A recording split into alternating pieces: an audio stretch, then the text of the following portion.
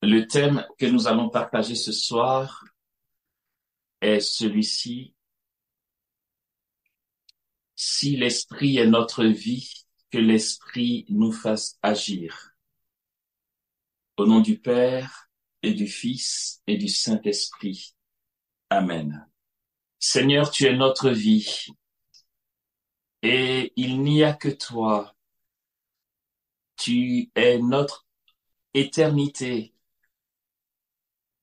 et notre existence, car tout ne subsiste qu'en toi. Merci pour ta fidélité. Pardon pour nos infidélités. Merci Seigneur pour ta présence et pardon pour nos absences. Merci pour ta plénitude et pardon pour tout ce que nous retenons pour nous.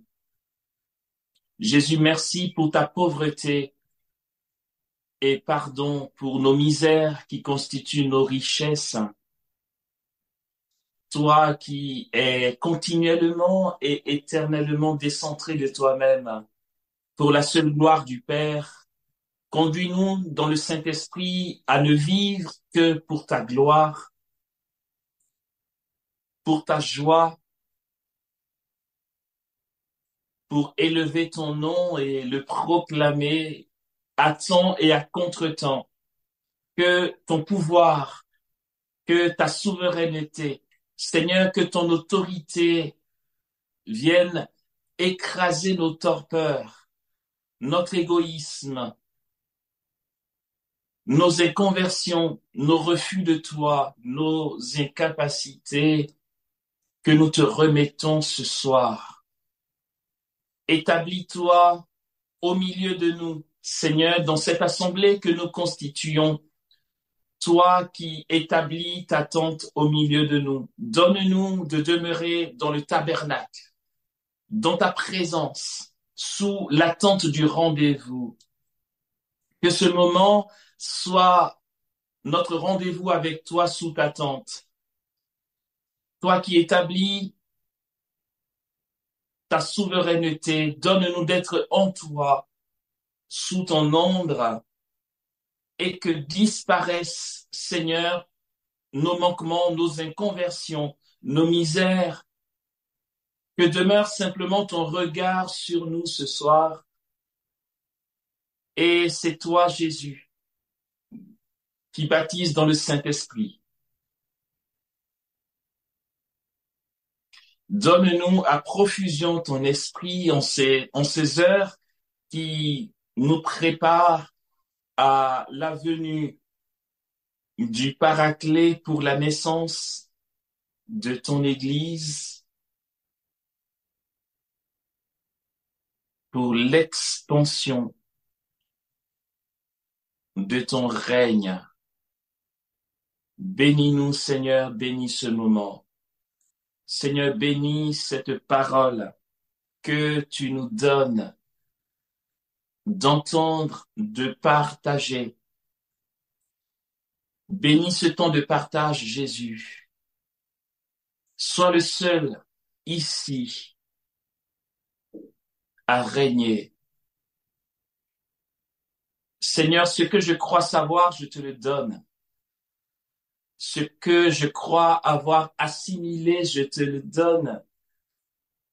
Seigneur, tout ce que je considère comme expérience de croissance, je te le donne. Seigneur, fais-nous grâce et fais-moi grâce d'être pauvre. Jésus, dans le Saint-Esprit, je te supplie, appauvris-moi davantage. Rends-moi libre de ce que ma mémoire me sert.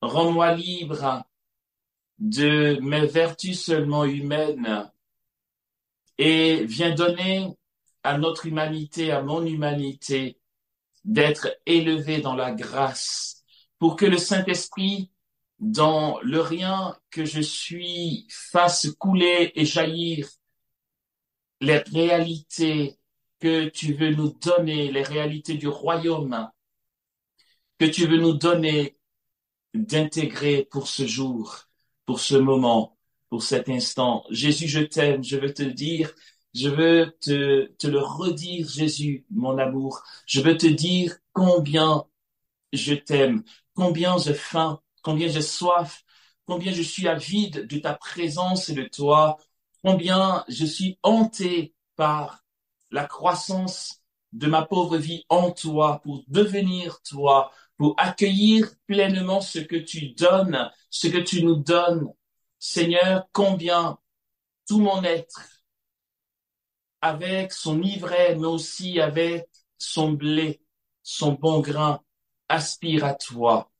Il n'y a que toi et tu es le seul qui suffit. Je bénis ton nom ce soir et merci pour chacun de mes frères, chacune de mes sœurs avec moi ici en toi. Que ta grâce soit donnée et qu'elle soit la seule qui nous conduit maintenant. Seigneur, gloire à toi et béni sois-tu.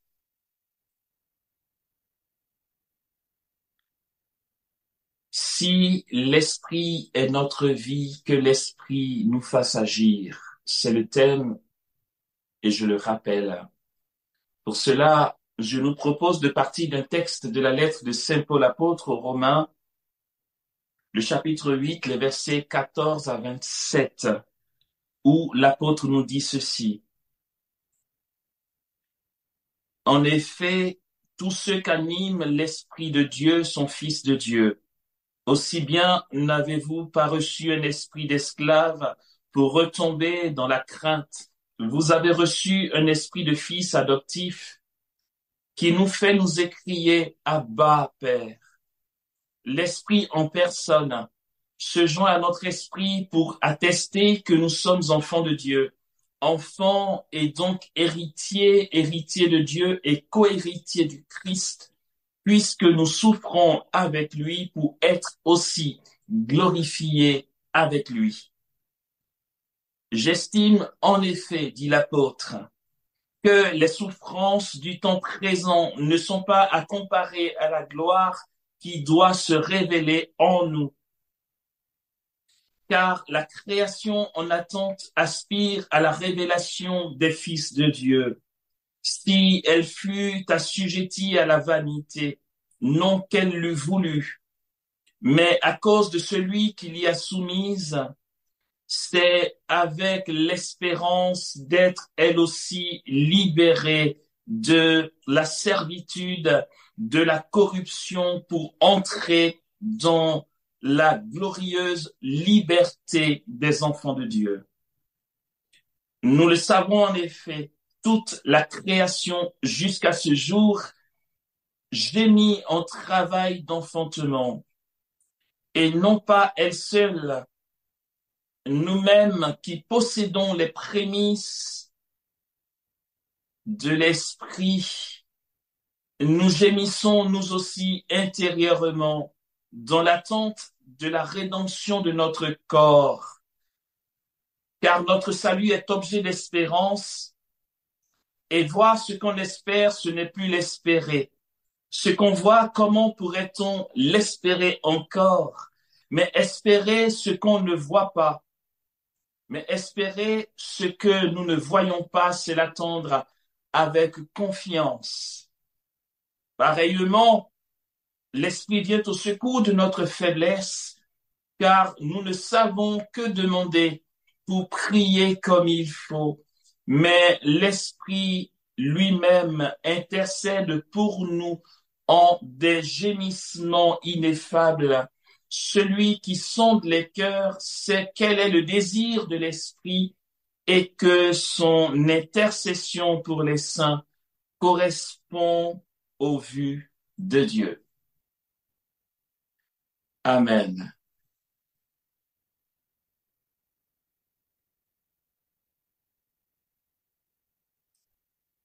Dans les paragraphes au-dessus de ce texte que nous venons d'entendre, l'apôtre dit ceci. Il n'y a donc plus maintenant de condamnation pour ceux qui sont dans le Christ Jésus, la loi de l'Esprit qui donne la vie dans le Christ Jésus t'a affranchi de la loi du péché et de la mort. Et c'est donc à juste titre que l'apôtre peut nous dire ceci. Si c'est l'Esprit qui est notre vie, alors que l'Esprit nous fasse agir. Par le baptême que nous recevons dans la plénitude de Dieu, dans sa bonté, dans sa sollicitude, dans sa proximité, dans le don de sa personne, un don qui ne pose aucune résistance ni réticence, un don plénier de Dieu qui nous a conféré le baptême lorsque nos cœurs ont adhéré à lui. Ce baptême qui nous a ouvert à la plénitude de la grâce, tel que l'apôtre Paul le dit dans sa lettre aux Éphésiens. Dieu nous a comblés de toutes sortes de bénédictions aux cieux dans le Christ, car il nous a prédestinés dès avant la fondation du monde à lui appartenir en Jésus-Christ, et qu'en sa présence nous soyons saints et immaculés dans l'amour. L'apôtre dit aussi, maintenant, il n'y a plus de condamnation pour ceux qui sont dans le Christ Jésus. Car la loi de l'Esprit qui donne la vie nous a affranchis de la loi du péché et de la mort. C'est le don par excellence, ce baptême qui nous confère l'adoption filiale. À travers l'incarnation du Fils de Dieu, nous avons la possibilité, la capacité d'entrer dans la glorieuse liberté des enfants de Dieu, cette liberté qui est le propre de l'amour, la liberté dans laquelle Dieu nous conduit par le baptême, car son Fils, mort sur la croix, en détruisant la mort, nous a ouvert les portes de la vie éternelle. Et l'Esprit est, par conséquent, notre vie désormais par le baptême. Puisque le baptême vient nous guérir des conséquences du péché originel, en sachant que les conséquences du péché originel nous donnaient de vivre une inimitié contre Dieu. L'apôtre nous dira dans cette lettre aux Romains que celui qui obéit au désir de la chair ne peut plaire à Dieu. Car les désirs de la chair sont inimitié contre Dieu et les désirs de l'esprit sont inimitié contre la chair. La chair demeure dans une forme d'égoïsme. La chair est un retour sur soi. La chair est un enfermement, en sachant que il est très clair, enfin oui, il est bien qu'on se le dise, lorsque l'apôtre Paul parle de la chair, il ne faut pas confondre cette expression avec le corps que Dieu a créé, puisque toute création de Dieu est bonne. N'allons pas croire que notre corps soit mauvais. Je veux dire, quand je dis le corps, c'est vraiment la physionomie, la viande, quoi, ok? Je veux dire, la carnation. Okay? Mais lorsque l'apôtre Paul parle des désirs de la chair, il parle donc des passions charnelles qui sont inimitié contre Dieu. Et ces passions charnelles, comme je le disais à l'instant, son retour sur soi, son égoïsme, son orgueil, son refus de Dieu pour être dans un confort illusoire, un bien-être illusoire, une joie éphémère, un bonheur passager. Et ainsi donc, par les conséquences du péché qui nous conduisent à trop considérer les passions de la chair, nous n'entrons pas dans la liberté des enfants de Dieu. Si l'apôtre nous exhorte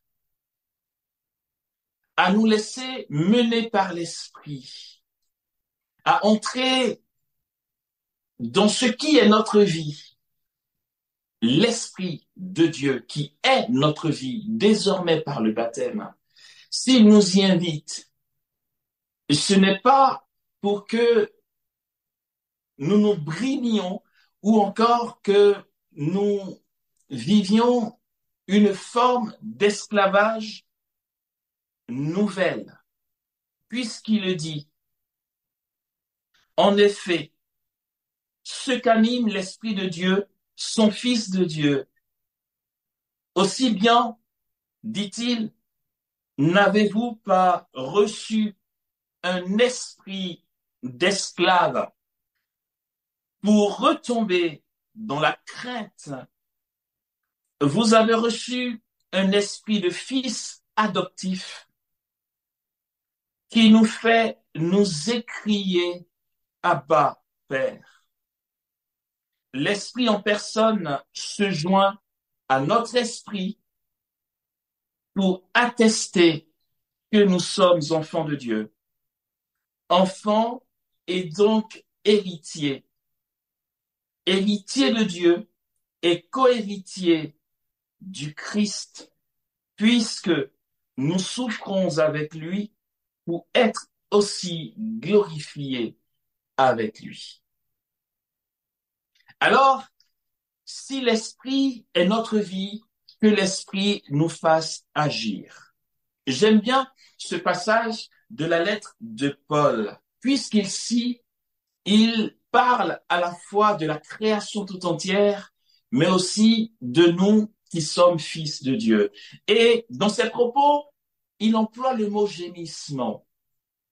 C'est un thème important parce que, en tant que fils de Dieu, dans la conviction que l'Esprit Saint donne à notre esprit que nous sommes enfants de Dieu,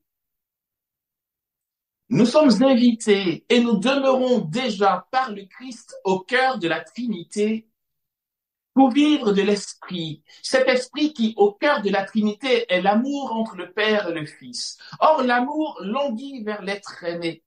L'amour est sans cesse une expression de soif et de faim. Et dans la Trinité à laquelle nous sommes appelés, il y a cette beauté à laquelle nous aspirons, la beauté qui fait que nous nous donnons mains et pieds chaque jour dans le renoncement, dans l'ascèse, dans le choix de Dieu, dans l'effort que nous faisons pour aller prier.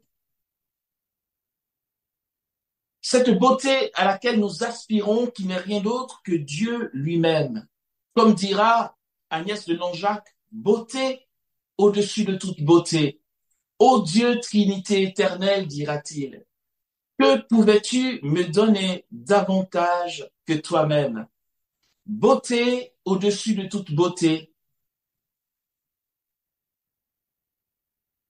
Je sais plus, grâce au-dessus de toute grâce. Elle ne dit pas comme ça, mais c'est je paraphrase parce que là j'ai un petit bug.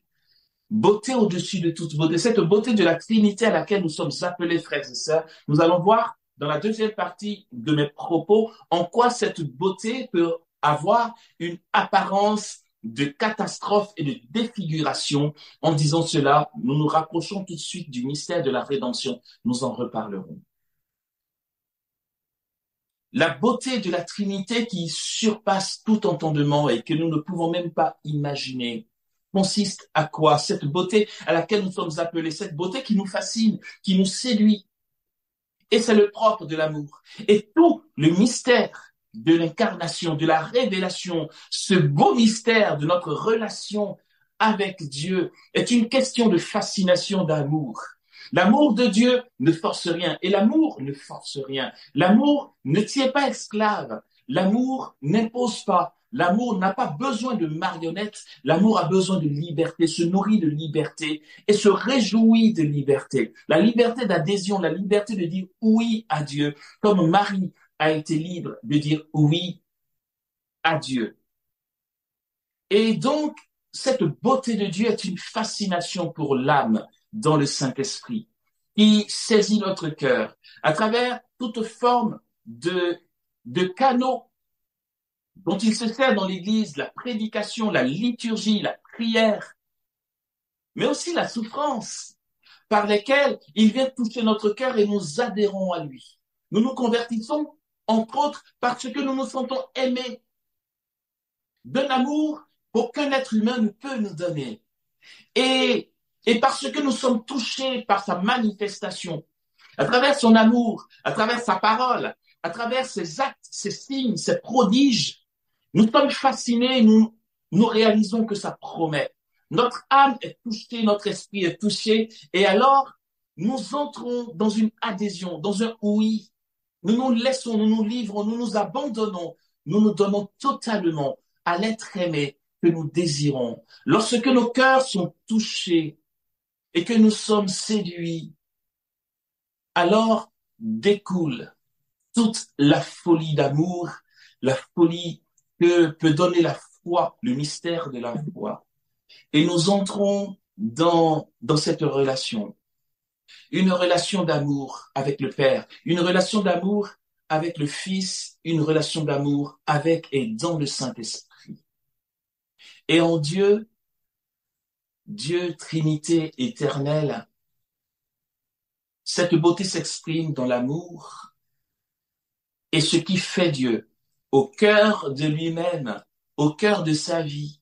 Ce qui fait Dieu, frères et sœurs, c'est une soif, un désir amoureux qu'il y a, comme dit Saint Grégoire de Nice, au cœur de la Trinité, il y a à la fois et, et spontanément et instantanément et simultanément à la fois désir amoureux et satisfaction du désir amoureux, instantanément, simultanément, puisque de toute façon, Dieu est éternel et qu'il n'y a pas d'espace dans ce silence d'amour, dans cette œuvre instantanée d'éternité.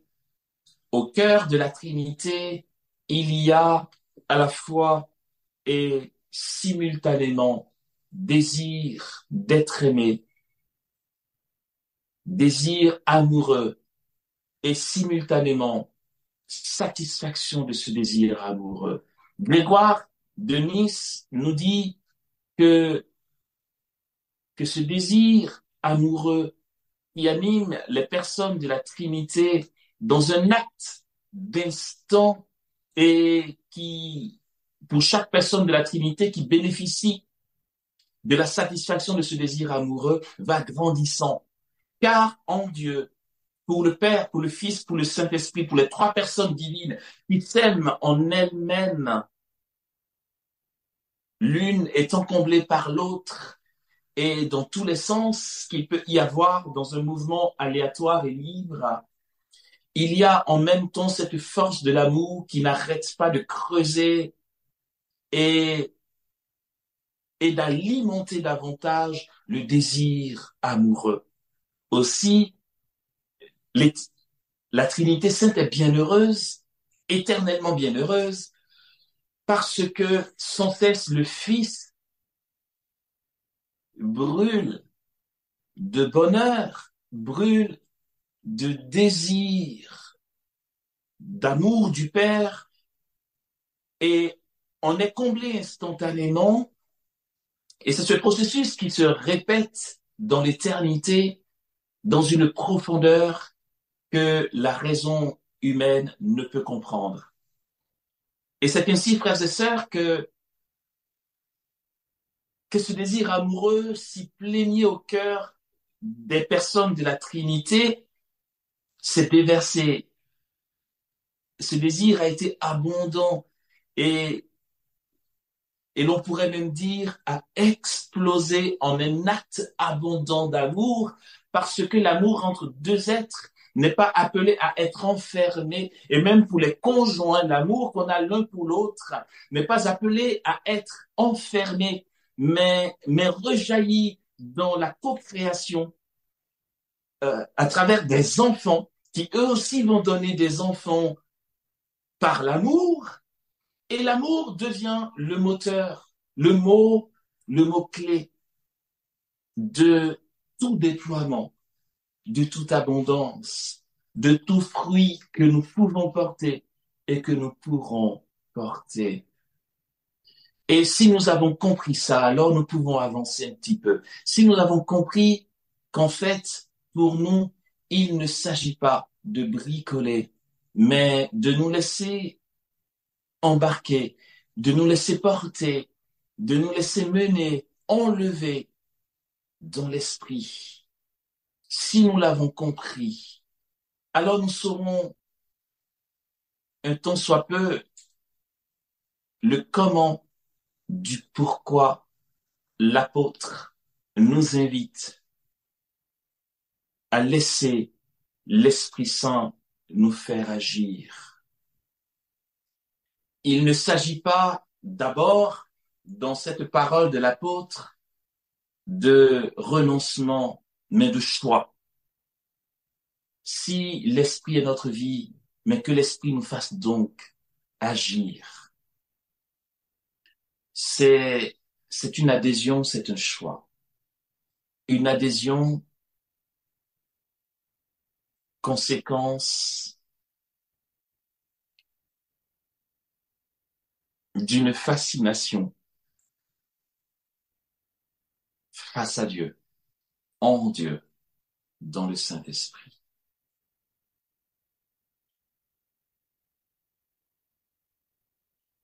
Et la merveille se continue, et la merveille éclate davantage. Nous sommes à quelques heures de l'Esprit que Jésus nous a promis, de la Pentecôte, qui est déploiement.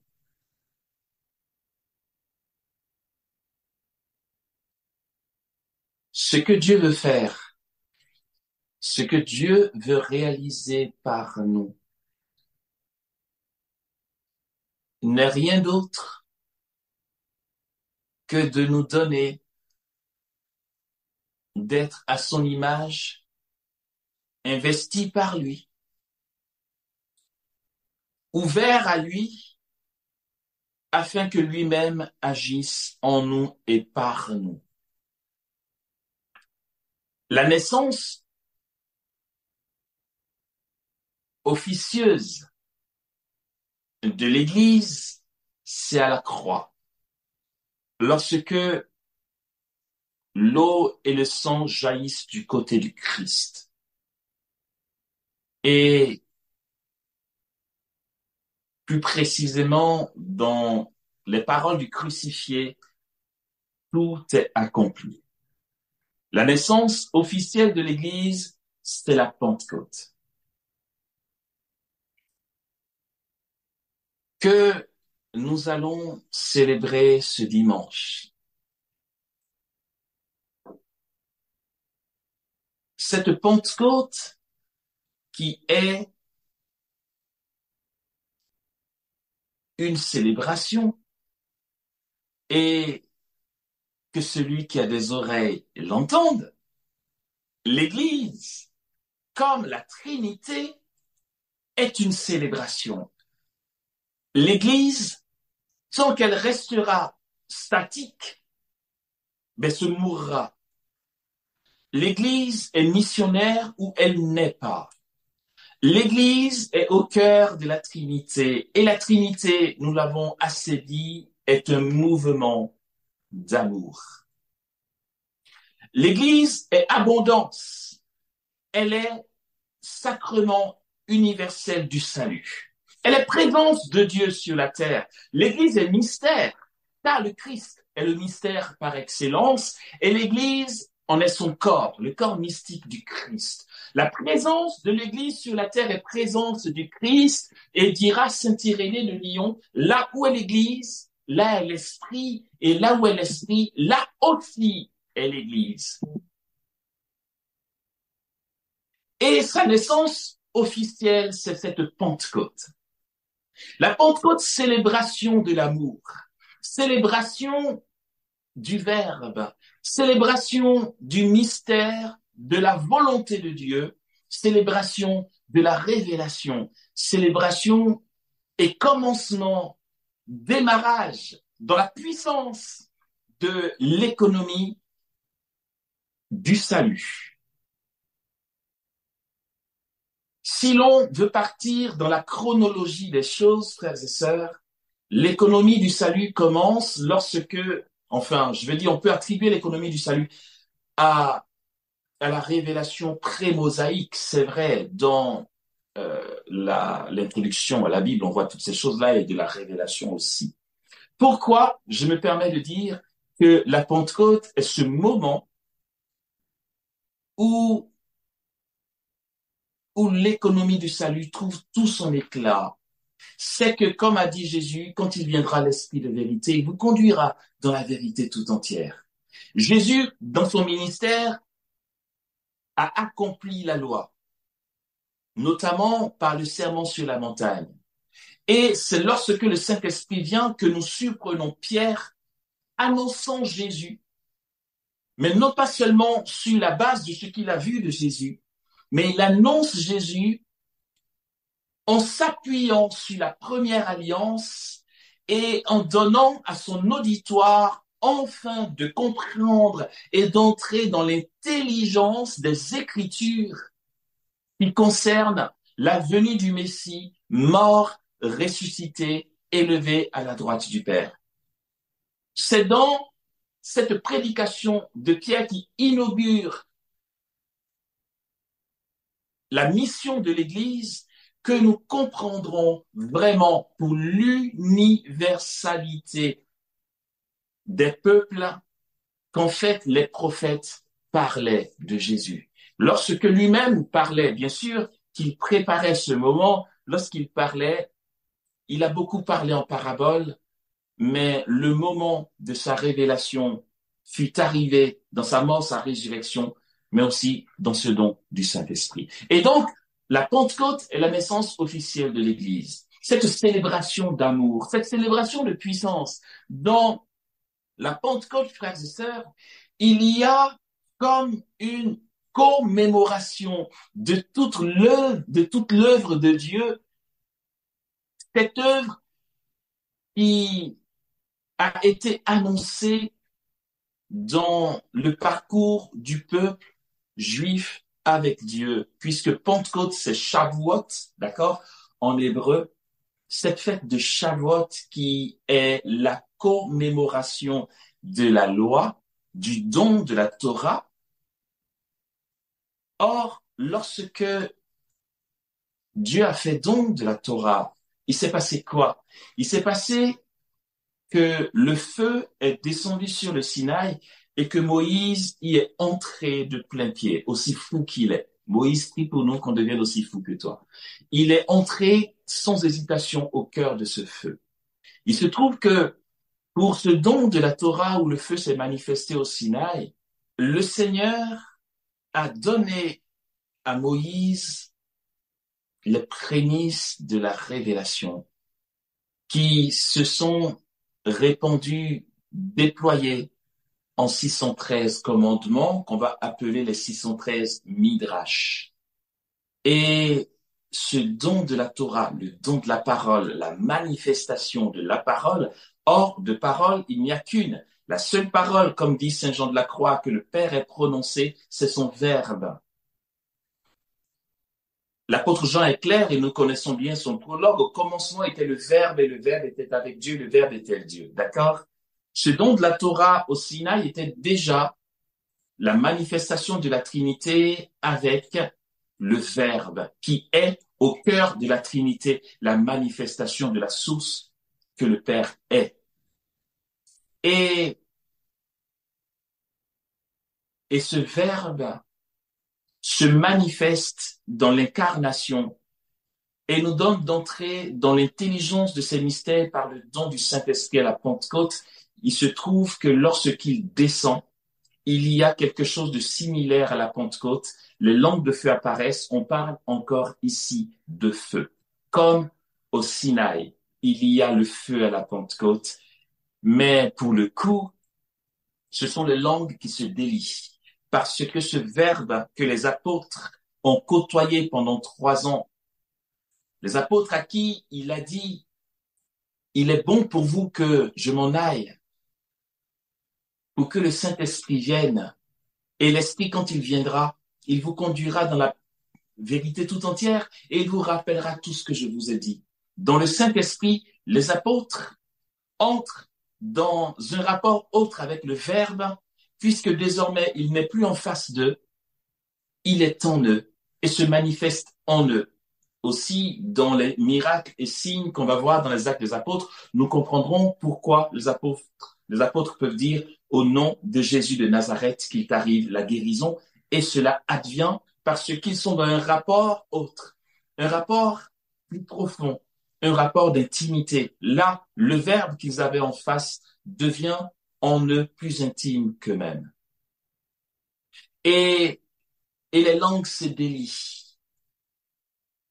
Et comme dit le livre des Actes des Apôtres, nous les entendons, chacun dans son propre idiome maternel, publier les merveilles de Dieu.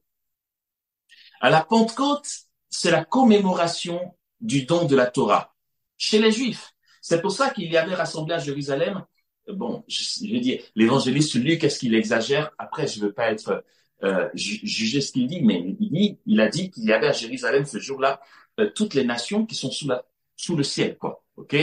Il a ses raisons de le dire.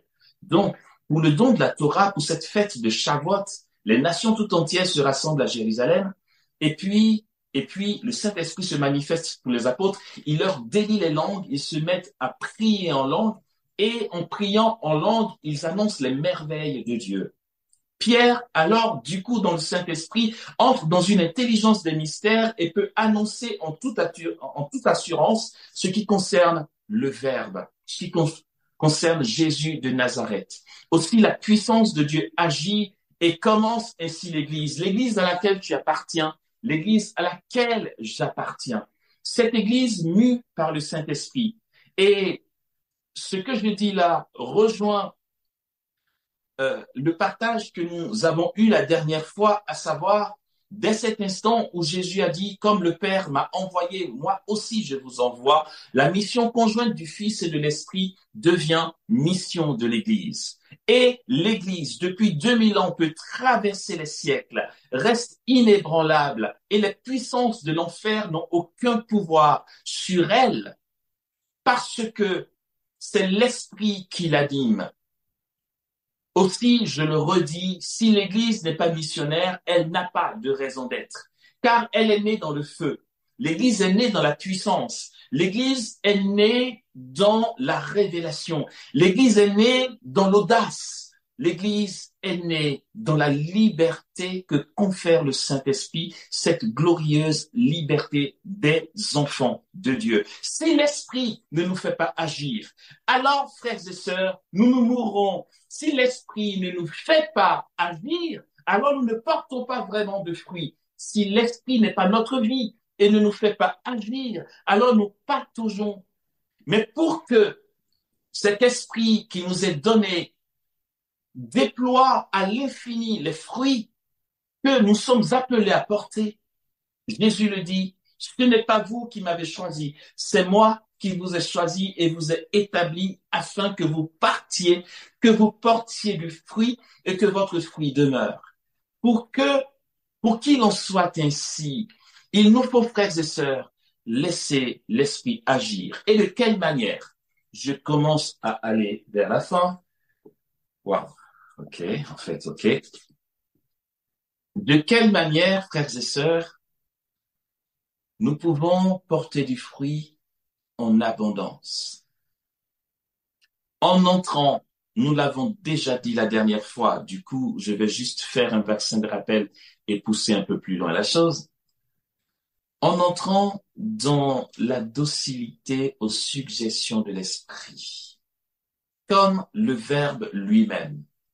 Et ça, je ne me retiendrai jamais de le rappeler.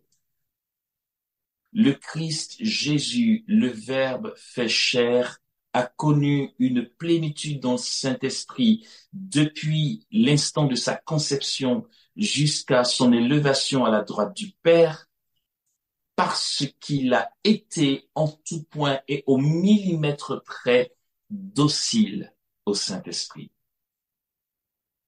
Si la mission conjointe du Fils et de l'Esprit devient mission de l'Église, l'Église que tu es et que je suis, alors, afin de porter du fruit, nous avons à être dociles au Saint-Esprit. Abordons maintenant les sujets qui fâchent et nous allons aller vers la fin. Il y a un petit sujet qui fâche, ok, que nous allons aborder là. Parce que, ok, là, je me suis peut-être un peu emballé, euh, mais concrètement, ça va donner quoi? Parce que finalement, on peut entendre de belles paroles qui ne rejoignent pas tout de suite et spécialement notre quotidien. Petit sujet qui fâche, mais qui pourtant est incontournable. Pardon, je remets mes lunettes parce que je vois rien.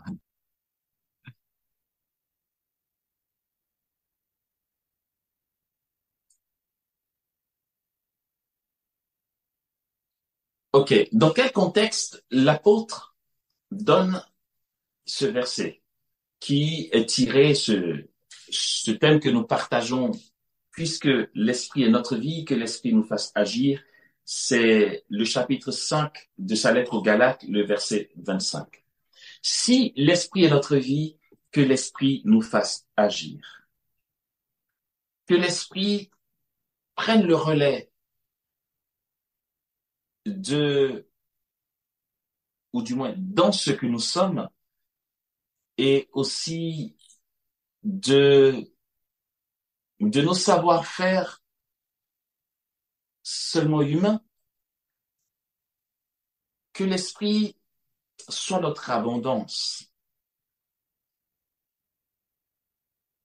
Il le dit dans un contexte où il rappelle à son auditoire, les Galates, que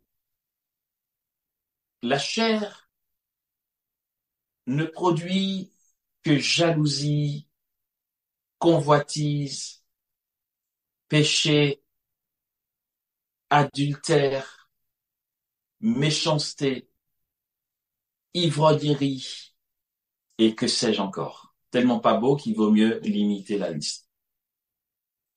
Et que par contre, les fruits de l'esprit sont amour, paix, joie, longanimité, patience, euh, charité, bienveillance et bien d'autres encore. Parce que avant le baptême, c'est le péché originel qui sévissait en nous dans ses conséquences. Par le baptême, nous guérissons des conséquences du péché originel et l'esprit prend le relais. Il nous faut laisser l'esprit nous faire agir en adhérant à lui. Pourtant, ne rêvons pas. Ne rêvons pas. Il se trouve que nous sommes nombreux à vouloir vivre comme Dieu le demande. Mais il le dit dans cette même lettre aux Galates. Il y a en nous une concupiscence, un conflit entre les désirs de la chair et les désirs de l'esprit. Tantôt, nous voulons plaire à Dieu et 2 secondes après, nous sommes plus attirés par un acte qui soit inimitié contre Dieu et contre l'esprit. Il y a en nous ce conflit permanent, dit l'apôtre. Aussi, nous entendons parler de nos devanciers, les saints, qui ont témoigné par leur vie une vie de confiance en Jésus, une vie exemplaire. Et cette vie exemplaire n'a rien à voir avec une perfection quelconque, d'accord? C'est une vie exemplaire aussi. L'Église nous les donne en exemple. Une vie exemplaire d'avoir fait confiance à Jésus, d'avoir fait confiance à Dieu, de s'être remis entre les mains de Dieu en laissant s'exprimer leur désir et leur soif de Dieu. Mais ces saints sont des personnes qui se sont laissés mener par l'Esprit et qui ont été et qui ont fait preuve de folie, qui ont fait preuve d'actes qui va complètement à contre-courant. Ils ont ramé contre vents et marées. Parce que tout dans ce monde, tout dans cette société nous fait converger vers quelque chose et c'est un courant impétueux qui nous entraîne. On n'a même pas besoin de faire d'efforts. Comme Paul dit, le bien que je veux faire, je n'arrive pas à le faire. Mais c'est le mal que je ne veux pas faire que je fais. Pour faire le mal, il n'y a pas besoin de plus d'efforts. C'est un penchant mauvais en nous. C'est un penchant qui est dans notre nature blessée. Pour faire le bien, il va falloir ramer à contre-courant. Et les saints sont des personnes qui ont ramé à contre-courant. Les saints, et c'est bien qu'on se le dise, et je souhaite tellement, je ne sais pas par quel moyen, que tous les fils de l'Église entendent ce petit commentaire que je vais faire maintenant. Les saints ne sont pas des personnes qui se sont contentées d'appliquer un rituel ou la loi, une loi qu'on pourrait qualifier de loi catholique, j'en sais rien. Quelle est cette manie? D'où nous vient cette habitude que nous avons de vivre à côté de Jésus? La notion d'épousailles, la notion de relation nuptiale avec Dieu est si étrangère dans le cœur de la très grande majorité de nos frères et sœurs chrétiens. Ok, j'ai failli dire le nom, mais je ne dirai pas. J'ai eu une connaissance qui m'avait dit, Amos, j'aimerais faire 10 jours de retraite dans le calme plat en adorant toute la journée. On a réfléchi ensemble, on a trouvé un endroit. Chez des religieux, elle y est allée et elle a vécu ces 10 jours. Pourtant, en sortant de là, elle m'a dit, qu'est-ce que ça a été difficile parce que par 3 fois, j'ai eu des réflexions d'un religieux. Il est religieux, quoi. Et le religieux lui dit, euh, tu n'as rien d'autre à faire. En fait, tu travailles. La personne dit non, pas encore. Ah, ben je comprends que tu ne travailles pas parce que franchement, pour venir rester 10 jours comme ça à rien faire, c'est que tu t'ennuies ou il y a personne qui t'attend. En gros, ça se fait pas, quoi. Enfin, je veux dire, il lui dit, incarne ta vie spirituelle, vas-y au travail, va t'occuper de ton frère. Oui, c'est vrai, mais la charité, oui. Aimer son frère, oui. Travailler, l'accomplissement du devoir d'État, oui. Mais si tout ceci n'est pas alimenté par un temps où l'on rencontre l'époux, où nous laissons l'époux nous conduire au désert pour parler à notre cœur, d'où nous puisons la force pour être charitable, d'où nous puisons la force pour vivre notre devoir d'État. Et, et c'est curieux de voir, je veux dire, nous allons jusqu'à être religieux de vie, consacrés pour Dieu, mais dès qu'on parle d'union nuptiale, ça nous est étranger. Dès qu'on parle de miracle, on dit d'où ça sort ce truc, ça existe encore. Dès qu'on parle de folie, alors c'est même pas la peine. Parce que notre vie doit être, je veux dire, le vécu de prescription, c'est comme ça qu'on fait. Je vais à l'office, ensuite, je vais au petit déjeuner avec mes frères, et puis après, il faut que j'aille remplir les dossiers d'administration parce que le monastère, si ça, tout ça, c'est bien. Mais dès qu'on parle d'union nuptiale, de vie mystique, de manifestation du Saint-Esprit, d'ordre charismatique ou mystique, nous sommes pris comme des extraterrestres par nos propres frères de race les baptisés.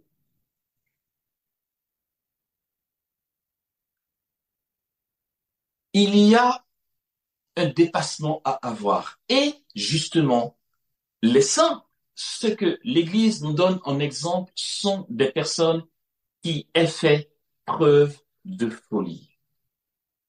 La folie, n'allons pas chercher plus loin, c'est ramer à contre-courant de, de cette porte spacieuse, grande ouverte, où tout le monde s'embarque sans réfléchir. Nous ramons à contre-courant. Le saint, selon le cœur de Dieu, dans la particularité de son histoire, de son appel, de sa vie, est celui qui choisit le royaume.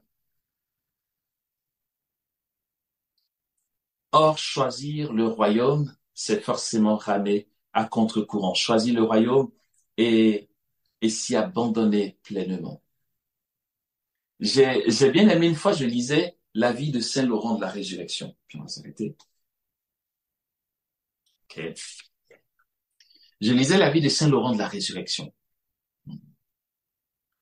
Ce gars qui est mort martyr. Euh, et en fait, un de ses frères de communauté l'a défini en disant ceci.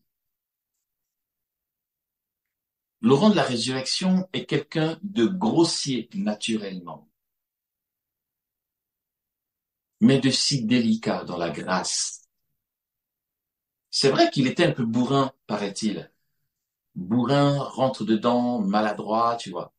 Le genre de personne un peu lourd. Et pourtant, il avait une certaine délicatesse, une certaine patience envers ses frères, et ça, c'était l'œuvre de la grâce. C'était un pauvre, pas méga intello, d'accord? Au point que je ne sais pas pourquoi, il y a une similitude il y a une grande similitude chez beaucoup de saints qui ont vécu des expériences d'ordre mystique hors pair. C'est leur pauvreté et leur simplicité dans le mauvais sens, je veux dire. Parce que vous voyez, quand on dit, je suis dans la société, quand tu dis, il est un peu simple ce gars, ça veut dire il est un peu toin-toin, tu vois, un peu pas très net dans sa tête. Quoi. Le gars, il n'est pas seul dans sa tête. Et donc, euh, je veux dire, Laurent de la Résurrection, c'était vraiment le gars qui n'était pas intello, qui n'est pas délicat, qui n'a pas le savoir-vivre, un peu bourrin sur les bords, à qui on ne confie pas, par exemple, d'accueillir l'évêque qui arrive parce qu'on y va faire une bourde, tu vois. C'était vraiment ce genre de gars. Mais il se savait tellement pauvre que finalement, il a, il s'abandonnait à Dieu et il ne comptait que sur lui. Et puis à un moment, Laurent de la Résurrection est resté 4 bonnes années où il était dans le désespoir total. Laurent de la Résurrection était dans un désespoir total. Il était sûr qu'il irait en enfer. Ses frères de communauté, ses connaissances ont beau l'exhorter, lui expliquer, rien ne changeait. Et l'on a attribué ces 4 années de Laurent de la Résurrection comme étant sa nuit spirituelle. La nuit qui, qui précède le mariage mystique. Laurent de la Résurrection pleurait sur son sort. En fait, c'était pathologique, maladif. Il partait jusqu'à considérer c'est tout l'ancien péché des années passées, même si il s'en était confessé, le temps est passé, mais d'un coup tout lui est remonté et, et il s'est dit mais je ne peux pas aller au paradis, c'est pas possible que je sois admis au paradis. Alors il était sûr qu'il irait en enfer. Non, mais 4 années, c'est pas 4 mois, quoi, frères et sœurs. Pendant 4 ans, Laurent de la Résurrection a vécu dans un désespoir total et, euh, et une certitude qu'il ne connaîtrait jamais le paradis. C'était un désespoir profond. Et sa vie nous enseigne parce que par sa vie, l'on peut comprendre cette expression curieuse qu'on pourrait appeler l'éloge du désespoir. Le désespoir, et c'est là où l'Église a raison, Dieu n'a pas fait le mal, Dieu n'a pas voulu le mal, mais il l'a permis en sachant que Dieu ne permet rien s'il ne se sait pas suffisamment puissant pour en faire sortir un bien. Voici que le désespoir, qui est l'envers de l'espérance, laisse place à de grandes grâces. Laurent de la résurrection était dans un tel désespoir que d'un coup, après les 4 années, euh, il reçoit une grâce surnaturelle qui vient le guérir de ce désespoir, non pas qu'il était convaincu qu'il va aller au paradis. Et vous voyez comment, à travers son histoire aussi douloureuse, Laurent de la résurrection est entré dans une folie. Quelque chose que même le chrétien ne peut pas se permettre de faire. Et les saints ont cette folie-là qui leur vient de la grâce d'en haut du Saint-Esprit, l'Esprit qui est gémissement, qui est faim, qui est soif, qui est désir amoureux, l'Esprit Saint naît en eux. Et puis Laurent de la résurrection, après 4 années, se dit, mais pourquoi je me prends la tête en fait? Est-ce que tout ce que j'ai fait, est-ce que ma vie consacrée, est-ce que le fait d'être ici, est-ce que le fait de m'être mis à part pour le royaume consiste à tout mettre en œuvre pour aller au paradis? Mais d'où est passé mon amour premier? Comment se fait-il que je me sois pris la tête pour une question de paradis ou d'enfer? Laurent de la résurrection a décidé que même s'il doit aller en enfer, et il était toujours sûr qu'il irait parce que, comme dit le psaume, ma faute est toujours devant moi sans relâche. Il avait devant lui son rien, sa misère, sa pauvreté, sa catastrophe. Ce n'est pas qu'il s'est dit, ah tiens, bon, malgré ma catastrophe, j'ai le paradis quand même. Non, cette grâce qu'il a reçue l'a conduit dans un ailleurs. Laurent de la résurrection se dit, qu'importe que je parte en enfer ou au paradis, je vais certainement tomber en enfer, mais je ne veux plus m'en soucier. Désormais, je vais miser toute mon énergie, je vais miser tous mes efforts pour aimer Dieu. Oui, Seigneur, je suis misérable. Je suis le pire des pécheurs et j'en ai conscience. La preuve, c'est que j'en ai souffert pendant 4 ans et ça ne m'a pas quitté. J'ai toujours conscience que je suis rien, que je suis une pourriture, mais je vais être la pourriture qui t'aime. Ce que je vais faire pour le restant de ma vie, ça sera de t'aimer chaque jour jusqu'à ce que tu me rappelles à toi. Voici sa folie. Mais comment on aurait pu y penser? Comment un chrétien peut se dire, je vais aller en enfer, mais j'aime Dieu quand même? Pour nous autres, on pose des actes clairement par intérêt. On se dit, je vais faire ça et Dieu aura pitié quand je vais mourir, ou encore je suis trop malade, il faut que je me confesse, je vais aller au paradis. C'est légitime. Mais la folie des saints, ça a été ça, l'amour de Dieu, cet amour dont on a parlé, qui est au cœur de la Trinité, qui anime tout. Or, le Saint-Esprit qui est censé nous faire agir, est cet amour au cœur de la Trinité qui est censé nous habiter. Voici comment Laurent de la résurrection a goûté déjà l'essentiel de toute existence et de toute chose. Au soir de la vie, nous serons jugés sur l'amour. Laurent de la résurrection a reçu dans l'effusion du Saint-Esprit cet essentiel à laquelle nous sommes appelés, l'amour au cœur de la Trinité. Il a vécu toute sa vie dans la conscience qu'il n'est rien, dans la conscience qu'il est misérable, dans la conscience qu'il est grand pécheur, mais il a vécu toute sa vie dans ce seul essentiel qui est l'amour. Je vais aimer Dieu, je vais le glorifier par ma vie. Je vais poser tout un tas d'actes que pour sa joie et pour l'aimer. Non pas pour qu'il m'épargne l'enfer. Ça, il se le disait, je ne sais pas si je vais pouvoir m'en sortir là-dessus parce que je suis trop pauvre et trop faible. Comment la misère peut-elle laisser jaillir l'amour? C'est pas possible. Sauf que lui, il se croyait misérable. Il se savait misérable. Mais c'est une misère que Dieu a relevée, que Dieu a visitée, une misère que Dieu a transfigurée, puisque de cette misère jaillit un désir unique, d'aimer son Dieu. Or, de la pauvreté, oui, la pauvreté, elle est belle. La misère, elle l'aide. Mais comment d'une misère, une fleur peut pousser, une rose peut pousser? Ça, c'est la présence de l'Esprit.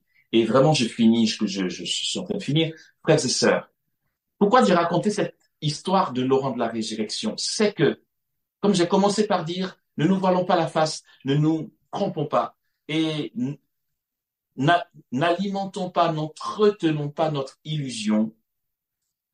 Notre décision de laisser l'Esprit nous faire agir n'est pas suffisante. Il nous faut laisser l'Esprit nous donner, de nous abandonner à lui. Or, c'est dans cet éloge du désespoir. Je le dis parce que toi qui m'entends, qui as tes temps de prière, qui te réjouis dans le Seigneur, dans le Saint-Esprit, de prendre les moyens pour demeurer en lui, tu peux être confronté à ta misère, à tes découragements, au moment où tu te dis, oh purée, je croyais y être arrivé, mais voici que j'ai été encore capable de faire telle chose. Oui, nous tous ici, qui partageons ce thème, nous avons chacun pour sa part le lieu de sa souffrance, le lieu de son rien, le lieu de sa misère. Mais j'ai une bonne, mauvaise nouvelle à nous annoncer, et c'est ma conclusion, c'est que frères et sœurs, si nous prions, or nous prions, je sais que vous priez, et merci de prier. La bonne, mauvaise nouvelle, frères et sœurs, c'est que si parmi nous, quelqu'un souhaite ne pas vivre de difficultés et d'épreuves, ben, qu'il arrête de prier. Parce que plus nous allons prier, plus Dieu va nous dépouiller, plus nous serons brisés dans le Saint-Esprit, plus nous allons toucher la poussière de notre misère. Nous allons connaître le dépouillement total. Et c'est indispensable pour que l'Esprit nous fasse agir. Pourquoi l'on parle d'éloge du désespoir? C'est que le désespoir nous fait lâcher prise. Tant qu'il n'y a pas ce désespoir, qui est une étape incontournable du dépouillement dans le Saint-Esprit, du brisement, l'être humain ne laisse pas Dieu faire. Nous avons encore quelque part un peu le contrôle. Ce n'est pas l'épreuve seulement. Ce n'est pas l'expérience que j'y arrive pas seulement. Je parle ici de désespoir qui est un élément incontournable, indispensable pour que je sois dépouillé, que je sois brisé. Et le désespoir, je le redis, fait qu'on se dit, je n'espère plus rien. Je n'y arriverai jamais de toute façon. J'ai épuisé toutes mes cartes. Tant que ce n'est pas le désespoir, on te dit, j'ai essayé dans tel côté, ça n'a pas marché, je vais essayer l'autre. On a toujours un plan B et un plan C et un plan E et un plan D jusqu'à un plan Z. Parce qu'on se dit, ça n'a pas marché là, j'irai là. Mais le désespoir fait que nous avons épuisé le plan Z. Il n'y a plus rien. Comme Laurent de la Résurrection qui a baissé les bras. Il a dit, de toute façon, j'irai en enfer. Et nous allons le connaître. C'est une mauvaise bonne nouvelle. Frères et sœurs, on ne peut pas baisser les bras. Frères et sœurs, je nous en supplie, lorsque ce moment viendra, rappelons-nous ce que nous nous disons ici. Si ce moment vient, alors Dieu considère et prend au sérieux nos temps de prière. Or, je sais qu'il les prend au sérieux et que ces moments viendront. Ces moments sont indispensables pour que l'Esprit Saint nous fasse agir. Lorsque tu ne peux plus et que tu lâches prise et que tu n'as plus aucun plan, ni B, ni C, ni E, ni D, et que sais-je encore, alors il n'y a que Dieu qui compte. Et là, dépouillé par l'Esprit, c'est lui qui nous fait vraiment agir. Dans ces moments-là, frères et sœurs, c'est le cœur qui est ardent. Ce ne sont plus nos savoir-faire. Nous nous abandonnons à la grâce et la grâce opère en nous et par nous parce que nous ne savons plus faire. Ok, retenons deux choses pour finir. Si l'esprit est notre vie, alors que l'esprit nous fasse agir. Deux petites choses, mais vraiment, je fais court. Deux petites choses, frères et sœurs, et nous nous arrêtons. Continuons dans notre élan de jeûne et de prière. Et frères et sœurs, donnons le plus que nous pouvons donner. Je veux dire, je nous en supplie, il n'y a pas de limite. Comme Marie dirait à Jesús Rosea Onuva en Espagne, il n'y a de différence entre vous et nous que celle que vous décidez de mettre. Il n'y a pas de limite dans la prière. On parle beaucoup du parcours Je veux voir Dieu, c'est bien sûr, c'est la famille école de prière. Mais, pardon, je vais être provoquant. C'est quoi le parcours Je veux voir Dieu? Si toutefois on se dit, allez, j'ai fait le parcours Je veux voir Dieu, j'ai fait le must du must de la folie que je peux avoir, c'est un peu craignos quand même, parce que c'est nos limites. Premier point, deux petites choses à retenir. Premier point, la prière incessante, la prière de folie. La prière, comme nous la vivons déjà, je veux dire, là, bien sûr, je prêche à des convertis. Il n'y a pas photo. Je sais que vous êtes si dingue que, personnellement, je me dis, souvenez-vous de moi quand vous reviendrez dans la gloire. C'est vrai. Mais allons-y encore, frères et sœurs, c'est nos limites, Dieu est nos limites. L'amour de Dieu n'a pas de limites pour nous. Euh, Comme dit Ephraïm, l'infini finit par avoir une limite pour Dieu, parce que l'infini est une création. L'étendue, l'horizon infini est une création. Et Dieu est au-delà de la création, c'est lui qui crée l'infini. Il ne faut pas qu'il y ait de limites. Primo, c'est ça. Et secondo, frères et sœurs, ne tombons pas dans un piège dans lequel beaucoup tombent aujourd'hui. Ne nous mêlons pas de créer. Ne cherche pas à prendre les moyens pour, pour avoir un service reconnu, euh, pour avoir un ministère. Il faut avoir un ministère dans le sens service pour le royaume. Mais laisse Dieu te faire don de ton service. Ne tombons pas dans ce stress de vouloir réfléchir pour trouver quelque chose à faire pour le bon Dieu parce que c'est comme ça qu'on fait. Les deux choses, c'est quoi? C'est être complètement fou, complètement à fond. J'avais dit excessif, mais le mot n'est pas approprié dans l'amour, il n'y a pas d'excès d'amour. Soyons nos limites dans la folie d'amour pour Dieu par la prière et sachons attendre, ne nous mêlons pas de créer. En fait, tout ce que tu peux faire, tout ce que tu peux mettre en œuvre pour avoir un apostolat fructueux, fais-le dans la prière. Et puis, lâche prise pour le reste. Vis ta vie. Va au boulot, rentre chez toi, mange et dors. Tout le reste ne fera que découler. Ne nous mêlons pas de créer. Si c'est l'esprit qui est ta vie, alors prie et laisse l'esprit te faire agir. Le catéchisme de l'Église catholique est clair lorsqu'il dit ceci. Tant que nous renoncerons à nous-mêmes, l'esprit agira par nous. Si l'esprit est ta vie, que l'esprit te fasse agir. Que l'esprit te plonge dans la prière incessante.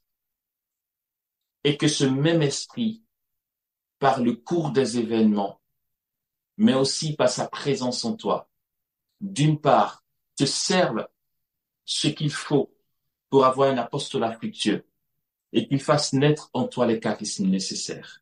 Ne va pas préméditer. Ne tombe pas dans l'erreur et le gâchis de dire Saint-Esprit, je veux ci, je veux ça, fais ci, fais ça, fais qu'on me connaisse, fais que mon nom soit partout sur Facebook, fais que j'ai ma tête sur de grandes affiches, fais que je sois quelqu'un dans ce monde. Par pitié. Parce que ça ne serait que restrictif. Quand c'est l'Esprit lui-même qui fera naître en toi l'apostolat qu'il veut que tu exerces selon son cœur, tu seras comblé 15 000 fois au-delà de ce que tu peux demander ou concevoir. Et, et c'est à travers ce dépouillement dont on a parlé que Dieu vient nous guérir de nos passions charnelles, conséquence du péché originel. Nous connaissons un tel désespoir, un tel contact, une telle prise avec notre poussière, notre misère, que finalement, dans ce lâcher-prise, l'Esprit Saint vient nous guérir de nos incapacités, de nos pauvretés, de nos penchants mauvais, et il devient notre vertu. Il devient notre prière. Il devient notre apostolat.